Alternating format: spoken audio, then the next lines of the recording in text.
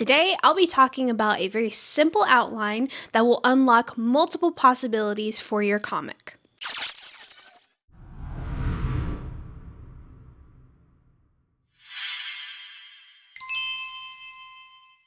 Hello everyone and welcome back to my channel. I am Artsume Shae, if you didn't know already, and I am speaking to you here from my very own new little setup.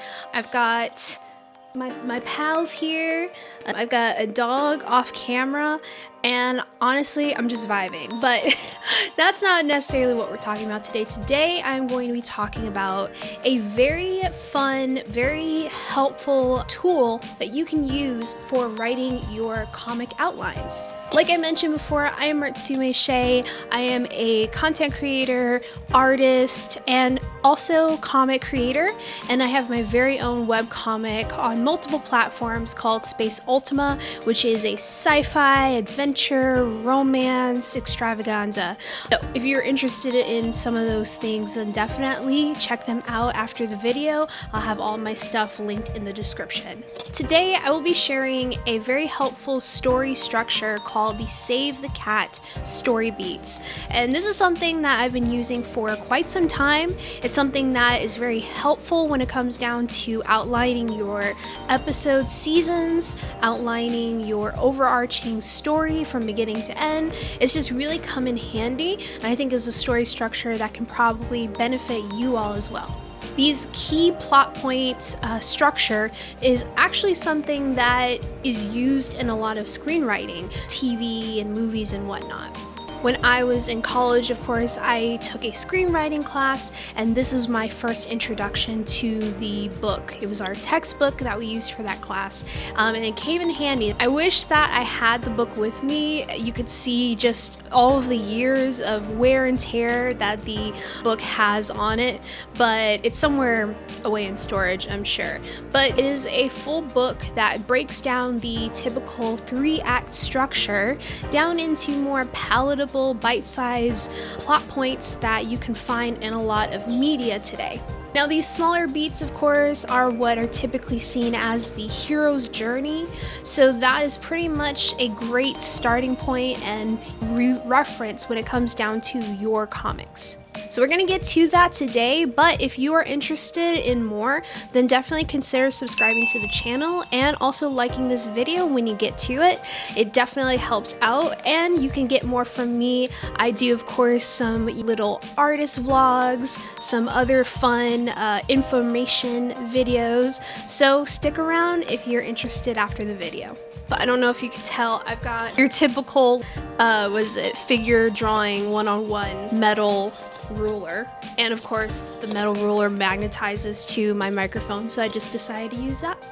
So something to keep in mind when it comes down to Save the Cat, it can be seen as a story indicator from beginning to end, but it could be used not only for your overarching story, but as well as your individual seasons. So for example, I am currently using the Save the Cat story structure for season 2 of Space Ultima. I used it for, once again, my overarching storyline, as well as my season 1 of my story. It is pretty customizable in my opinion. There are certain important things to keep in mind, which I'll get to later, but for the most part, it is very helpful for understanding what the natural progression of your story is going to be using this story structure. You do want to always make sure, though, no matter how many side quests, side plots, and whatnot, that you do have a story that connects and is running through a singular plot line. That way our story can always return back to that and be able to continue moving in a forward path. Alright, so let's go ahead and go through the Save the Cat story structure, and I will be utilizing plot points from Space Ultima Season 1 as an example of how I used it for myself. Alright, so the very first part of your story, the very first key point being the opening image. Now the opening image, this is a visual representation of where your main character's journey starts. This is ultimately helping set the tone for who it is that we are following on this story. Now Now, in the very first opening image or opening scene for Space Ultima, we have Sophie, who has now encountered this moment, and this moment that we see her transform where things are never going to be the same again. So this, of course, is just an establishing shot of who this character is. Maybe there's a very important thing that happens that is setting the theme for all of this. That opening image does have some significance. If you think about a lot of movies and TV shows and any other medium, you notice that that opening shot is so important because it helps you understand the ride that you're going on. So shortly after that opening image or opening scene, you have the setup. Now this is pretty standard. Ultimately, this is when you're going to give the readers an idea of who that character is, what is going on in their life, why we should invest in that character. We also need to establish what's missing in their life. With the setup, we establish Sophie's home life, we establish what she does for work, what she does in her free time, setting up that character's motivations. And then, of course, setting up what's missing in their life, an idea of her desires, and we also get an idea of her complacency. So one of the biggest things with your hero's journey or your comic, for example, is understanding that we're going on this adventure with them, this story, for a reason. There is something missing in their life, and honestly, if there was nothing missing in their life, or they didn't have to work towards anything or overcome something, it would probably be a rather boring story. So having that set up, having this establishing of what we will be leaving, the world we will be the world we will be leaving behind is a really helpful thing for the setup in this first part. Something that also occurs in this setup of your story is the stating of the theme. The truth you want to be revealed by the end of your story. What is your overall story about? I like to say this is your North Star. So in this very first idea, setting up of your world, setting up of your characters, what is the goal? What is the theme? And what is it that your character, your main character, your protagonist, what is the realization that they're going to have? Now, for Sophie, of course, she has desires, she has ambitions and goals, but she set them aside to take care of her family. Her great aunt is not necessarily happy that Sophie has let her goals and ambitions fall by the wayside. She wants her to do something bigger and better with her life. So, of course, the theme is kind of stated by a paternal figure, a figure in that character's life that has some wisdom to give to that character. For my story, of course, Space Ultima, that theme is definitely to not be afraid of taking chances, because with Sophie, for example, she's very much unable to get out of her comfort zone for a variety of reasons. And one thing that she is definitely going to do in this journey is get out of her comfort zone. So the next one is the catalyst. Now, without the catalyst, you don't have anything going on. The catalyst is pretty much the first shakeup of your story, at least. It's what triggers some kind of change in your character. This is when their life, as we know it, will change forever. Maybe the protagonist catches their partner cheating, or they find out that they have Jedi powers, a variety of things. It's just that moment where something major happens, and that major thing happening is now going to set the course for the rest of the story. For my example here, of course, Sophie has an incident at the convenience store that she works at during her night shift. This is a major incident that literally causes something massive to change in her life, and that helps propel them to the next point. So once again, a catalyst is just something that is going to be the start and peak of where we go from here. Next thing we have is the debate. Now, the debate is going to really allow your main character, your protagonist, to not be a passive participant in the stories. So with this, your character is going to doubt their journey. They're questioning, should they go on that adventure? And this is a debate, like I said, it just helps your character, your protagonist, have agency in the story. Sophie, she now has these newly developed superpowers that are, and she's basically being told, hey, by the way, you can help us take down this threat. Kind of like, nah. She's kind of like, how about no? Because her main thing that she's been doing for the most of her life now has been taking care of her great aunt. It's been taking care of this person in their life who is in aging and decreasing health. Of course, she's not going to want to go on this adventure that she's has no clue about. So overall, this debate is pretty necessary with your character. It allows them to question, should they go on this, should they not? And of course, there may be some outside influences that will say, hey, you should do this. For example, with her aunt, it is definitely something that her aunt wants her to do. She doesn't know what capacity of it. She doesn't know that she's on a completely different planet. But of course, her aunt is like, you know what, this is the chance that you've been needing, so take that chance. And she decides to do it. All right, so then we have the breaking into two. Now, your main character has made their choice, and they are all ready to embark on their journey.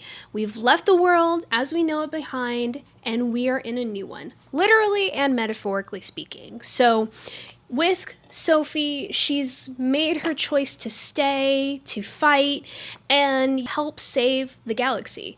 So this is something that you now get to kind of explore. You get to explore this new world, the rather literal one, or this new world of what choice that character has made. Now, a quick tip, because at this point, you can definitely get a little fluid with your story structure. I think for an overarching story, it's really good to stick to the Save the Cat story structure. But in terms of season by season case, I kind of get a little flexible at this point.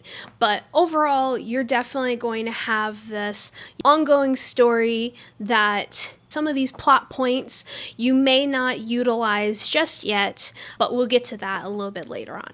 Before I move forward, if you have found some of this information helpful, then definitely consider liking the video, saving it for later, and subscribe if you're interested in more stuff when it comes down to all things comic, all things storytelling, art, creativity, and fun.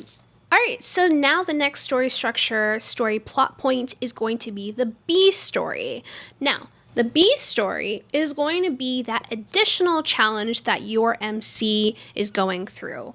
I would say as a side quest, and it helps influence your main character's conflict and vice versa, because your A story and your B story eventually are going to cross paths. Now, they probably will cross paths pretty quickly, but for the most part, these things will help influence one another. The B plot is also considered the love story. So, romance fans, you're going to have a fun time with this. Now, let's say, for example, your genre is a romance. That's okay too, because your B story can easily be things like your character trying to get a promotion at work, remaining in good standing in their classes, trying to win a competition. That can be your B story, especially if you already have romance being your main genre for your story. This is something that I really wanted to include, because obviously I love, sci-fi, adventure, action, things like that, but come on, who doesn't want to involve some romance in your story? So my B plot is going to be the mounting tensions between Sophie and Zan, because their tension has pretty much been established since day one, since the moment they've met one another. So who's to say that there may be conflicts in a little more of like enemies to lover kind of way? Don't add an extra wrench into things. So, like I said, the B story, that's going to involve something that is not necessarily the main conquest, but is going to be a very close second. All right, so Next plot point we have is going to be the fun and games. Now, I wrote something that I really liked, so I'm going to read it verbatim. So, this is delivering on the vibes you promised to your reader. If your story is a love triangle, deliver on the love triangle hijinks. Think of the trailer or teaser for your comic. What's the highlight reel of your story? Often this is where things associated with your trope will take place. You know, you're sitting in the theater, you're watching a movie, and you're watching this trailer, and they're showing you this preview of what to expect from the movie. When you go to the movie, you're going to expect those things. So that's why it's called Fun and Games, because this is a nice little, I guess, palette cleanser in a way. We're not going that deep into the themes or the agony or stuff anymore. We are now in the world. We are establishing the rules, establishing the lore, the world building, all this other stuff. Because as the main character and the protagonist, you're going along for the ride too. You're practically the insert for the story. So that's what we mean by fun and games. And with Sophie, she is training and navigating, fitting into her new crew and this new alien world. Sophie is now joined a crew who is also on the same mission. This crew has a lot of different personalities, so having your now supporting cast being involved more and more is a great time to really show your main character trying to figure out this new world that they're in, this adventure and journey, helping them try to figure it out, and also have some interesting things ensue while they're going through that. All right, so now we are at the midpoint of your story. This is when the plot takes a turn and the stakes have risen, the tensions, all that good stuff. This is when we return to your character's goal and even see if that goal has now changed. And this takes place in the form of some type of incident or realization. So for Sophie, of course, she now has her first chance to really prove herself after there is an attack on the city. This is kind of like, I guess, when those like fun and games start to pay off, your character, they're jumping into some type of mission, some type of task, and they're really seeing, hey, can I measure up? Can I show up in this way? And right here is now when we get to see some type of progress towards our final goal take place. Sophie has, like I said, there's an incident, an attack in the city, and of course she's got these new powers and she's ready to show up. She's like, I've been doubting myself up until this point, but if I don't take a chance, theme, see what I did there? So if I don't take a chance, then what am I even here for? So that is, I feel like I'm like the Pepe Silly from It's Always Sunny, but basically it all connects, see? And that's what I was talking about at the beginning part of the video, how you have this plot thread that you are working towards, and all of these things are not for nothing. So next thing we have is the bad guys close in. Also, side note, the names of these plot points start to get cooler and cooler as we move forward, so just something to keep in mind, because bad guys close in is pretty cool, and then the next two are also really cool. But up until now, we've been pretty much on easy street. We've established our goal, our motivation, and we've had a little bit of fun, we've had a little bit of romance, this and that, but guess what? Now the antagonists, they're starting to close in. So the obstacles of your main character start to grow bigger. Their goals are being challenged even more. And I put this in quotations. The original document I will link in the description, but I really like how this is said. Here, the main character's gifts are of no use. Their plans are foiled. Their team can be split up, or trusted friend will betray them. This is when, even more so, we get to see some shakeups. I think about this part, and it's how you see that impending doom. You ever see a storm cloud kind of rolling in? You're not under that storm just yet, but you can see it encroaching. Anyway, I don't know if that's a good metaphor, but for the most part, it is just that. The bad guys are closing in. And for my example here, because of Sophie helping save an attack in the city, now she has caught the attention of Scorpio, the dangerous criminal who threatens this world. So the bad guys, they're plotting, they're scheming, they're trying to really catch you off guard. All right, so the next one we have is All is Lost. This is the lowest point of your main character's journey, hence the title, of course. This is the lowest point of your main character's journey, hence the title, of course. And I quote, "The main character has lost even more than if they'd never gone on the journey in the first place." That is so heavy. Of course, that is something that you really have to think about. You have to think about how it applies to your story, your specific genre. It's saying that they lost even more if they've never gone on the journey. And honestly, that's like a life thing, because your character, your protagonist, they're taking a chance. They're taking a literal gamble. That being said, that character is about to lose something, and they're about to get into probably a bigger situation, a bigger setback than they even would have started. That means they lost what they didn't have to begin with. And that's pretty crazy. But I think moving forward, your character, when you're on the ground, there's only looking up. So with that, of course, there is an incident at the end of Space Ultima that ends with a cliffhanger, and it probably is the lowest low that those characters have encountered since starting this journey. So I don't want to give too spoilers on that, but of course, check it out. The link is in the description if you're curious about Space Ultima and just what the heck I'm talking about. But yes, your character, they will reach their lowest point. They will be captured. They will lose their job. They will get kicked out of their agency. All of these things are possible when it comes down to this. And I think the great thing about the lowest low or all is lost structure is that their character is going to have to reflect, which is the next point.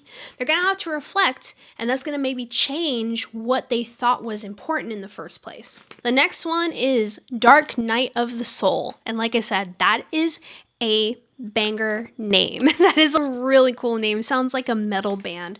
But yes, Dark Night of the Soul. This is when the main character or protagonist of your journey reflects on their losses. They wallow in what has happened. The goal, the dream, or determination has died. But it's at our lowest moments when we can pick ourselves up. And I quote here, "They fully understand the truth they could not see when they set out on the journey." There are a lot of examples for all of this, by the way, but there's a lot of examples when it comes down to media, from movies and shows and whatnot, video games even. For example, with Last of Us, you have Joel, who he lost his daughter, and now he's been given this second chance from the universe to make up for the lost time and make up for having his daughter taken away. And at first he's so resistant of it, and then something really crazy happens to shake up his belief, his theme from earlier. And then moving forward, he's like, you know what? New goal. I do want Ellie in my life, and I want to be in her life in that way. So there's a variety of ways it can take place, but just know that when that character has their whole entire world shaken up, this is the opportunity to really have them be creative of how they're going to move forward. So at this point, we are going to break into 3. And that is pretty much with your characters. They now have a fresh outlook, a spark of a new idea, a new plan. They have now been equipped with a failure to realize where they need to move forward. And that's when they can now take action. Now, of course, depending on your story, say for example, the one that got away, and this is a very cheesy romance trope, but Say, for example, the one that got away is now walking down the altar, and they're walking down the altar about to marry this guy who isn't good for them. And the main character, he's like, you know what? I didn't see what I had until it's gone. And so now he's rushing, he's taking the bus, he's taking the subway. He runs into somebody on the street and he realizes, you know what? I'm gonna go and I'm gonna break up that wedding and I'm going to say that I love them all along. Stuff like that. I'm trying to come up with a little bit more examples that aren't just action-based, but overall, this is when they're deciding to take action. And so oftentimes your break into 3 is going to be the point where your hero rushes in, your team, takes charge, and they win the spelling bee. Whatever your story, however it takes place. Something else to consider is that this is often where your A story really make their convergence. So oftentimes your B story is going to advise things happening in your A story plot. So best way I can describe that is, say for example, they go and I'm going to use the romance idea again, but for the most part, they've been really off and on when it comes down to their partner and their partner's decision to move halfway across the country, and they want you to come with them. And so the protagonists, they've been really trying to get this promotion at work, and then they go and they get interviewed for that promotion. And they decide, and they blow it out of the water. They do great at that. Gives them this boost of confidence that they didn't know that they had. And so then the boss is like, you know what? I think that you're the right one for this promotion. And then the protagonist looks and they said, you know what? I'm not going to take that promotion. And then they take that confidence and then they put it over into their A story where they finally rush before their partner can get to the airport. And they just say, I'm going to come with you because I need to take a chance and I can't take a chance on losing you. Something like that. So anyway, that leads us into the finale. So like I said, your main character, they have their confrontation with the antagonist. They conquer their hurdles with this newfound strength. Your A story combines with your B story, and then we get to what we are now seeing as the final image. And this is going to really show that there has been a change in your main character. There is going to be maybe a visual difference. Maybe your opening image looks completely opposite and different from your closing, your final image. Maybe this demonstrates that your character did change. This closing or final image, it's just really your way of finally establishing with your reader, with your audience, what they have just witnessed. And that is that there has been a change, there has been something different. We stuck on this journey and now we are reaping the benefits of what your protagonist has just embarked on. So this is a broad overview of your story made to be the foundation of your comic. Now you can expand upon it with side plots and things like that, but a strong central plot point is really helpful for keeping your story grounded. Now for season 2, I've still used the Save the Cat story structure. I just made sure to treat it as like a sequel to season 1. We're reestablishing characters, introducing new catalysts, fresh debates, and new challenges. This structure can guide the entire story as well as season by season. I do hope that you enjoyed this video. I hope that it was very informative. This story structure has been super helpful throughout my writing journey, and I really think that everybody can benefit from utilizing this.